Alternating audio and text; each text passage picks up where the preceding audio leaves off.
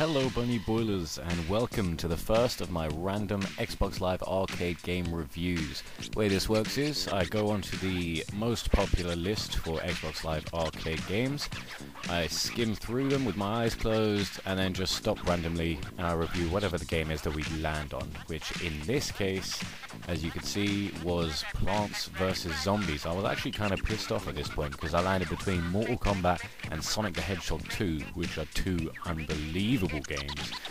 But I couldn't have been more wrong, because when I did get into playing this game, it was, well, I won't spoil it, but it was pretty surprising.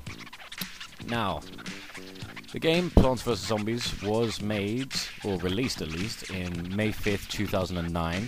I think it was just apps and things by PopCap. It wasn't actually released on the Xbox, which is the version I'm playing now, until September 8th, 2010. However, PopCap the studio also created games such as Peggle, Bookworm, Hidden Object, Bejeweled, etc., etc. And the awards that they received for making Plants vs Zombies were numerous. It received Editor's Choice Awards from PC Gamer, Game Informer, WorthPlaying.com, IGN.com, as well as Best Family Game on the Xbox Live Arcade Awards, Maximum Kick-Ass Award by Maximum PC.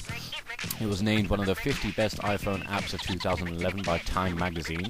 It was named the best Nintendo game of the year by Game Industry News, the best strategy game of the year by USA Today, best casual game of the year by Chicago Sun-Times. It was inducted into the Macworld Game Hall of Fame in June 2009 and was named one of the top 25 PC games of the 2000s by GameSpy.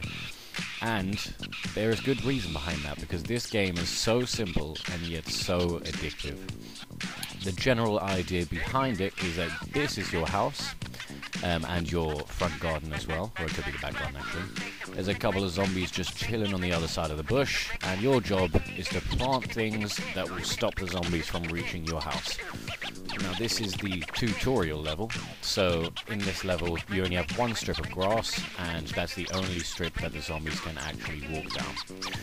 There are a number of different plants that you can actually use. These are pea shooters, the one that I'm placing down at the moment, and they just shoot peas in one straight line, straight in front of them.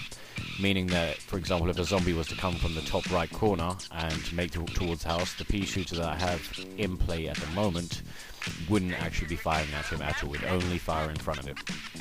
Another point to the game is that you also have to collect sun.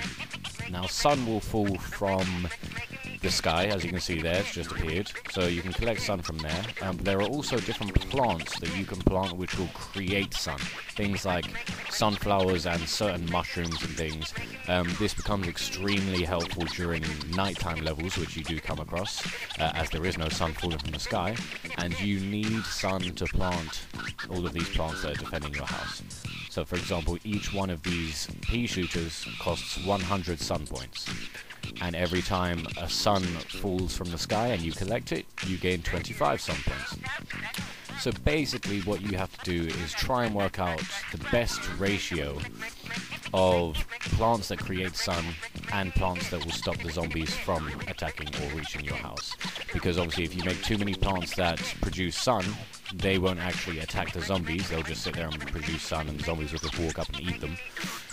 Whereas if you produce too many attacking plants, then the sun will only come very, very long spaces apart, and you won't be able to create more and more to keep up with the increased amount of zombies that are kind of jumping into the garden. As you can see, in this particular round, things are pretty easy. This is basically just a tutorial, and which is why there's only one strip. And as the game ends, you see I pick up a card that is dropped by one of the zombies, which is a sunflower. Now I've just unlocked this sunflower, which means that I'll be able to use it in future rounds. And here it is. You got a new plant, sunflower, and it produces light. Sorry. So as I go on to the next level, you'll see that the difficulty actually gets increased. There are more zombies chilling on the other side of the hedge, first off.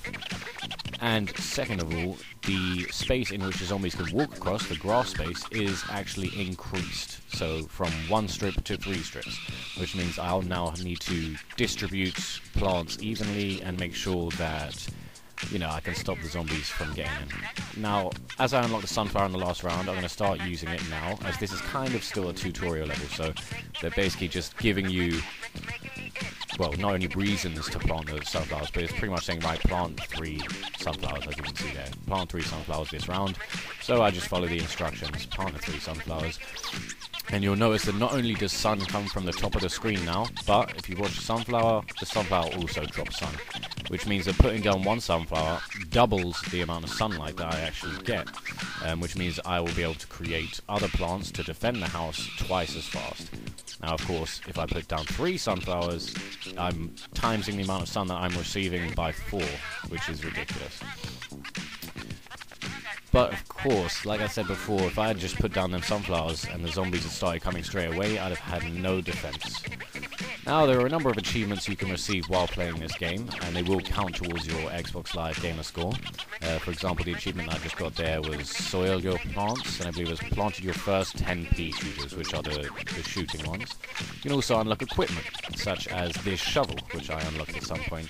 Now, with the shovel, you can remove previous plants that you planted down, leaving you more space for new plants, because as the levels progress, there becomes less and less space, you require more and more plants.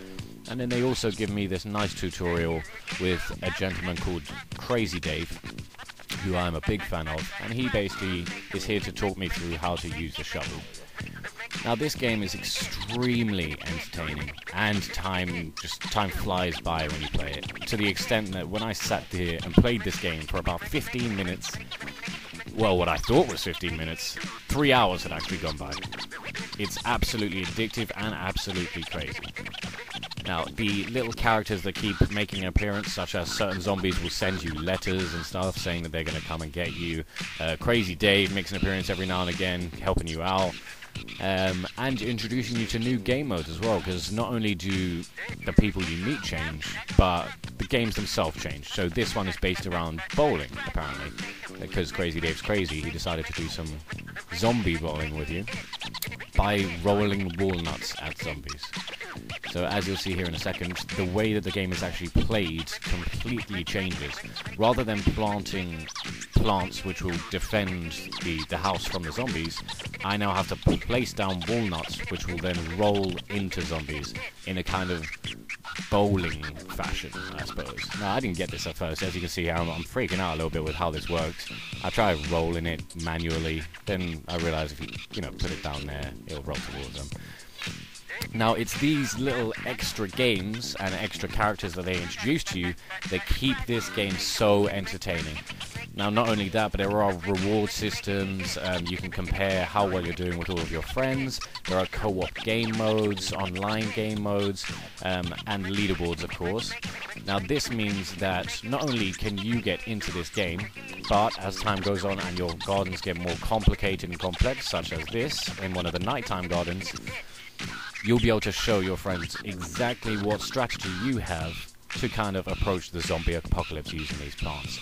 So in this situation, I've got a bunch of mushrooms down which will shoot at the zombies when they get close, as well as the pea shooters which will shoot from far away, the sunflowers which are 100% necessary here because it's nighttime and no sun comes from the sky. And I believe I have some other options of things I could have put down but just hadn't done at this point. Now, every time you finish a level, obviously you move on to a different level, and it seems like somehow, I've just got another unlock there, seems like somehow, despite the fact there aren't that many levels, every single level brings something new, which keeps you desperately entertained, and I would recommend this game for anyone.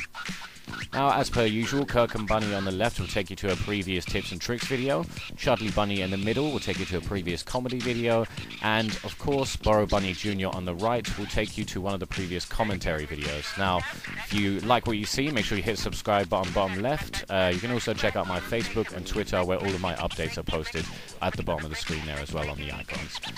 But for now, my name is Bunny Tears, it's been a pleasure, and I'm missing you already. Homo intended.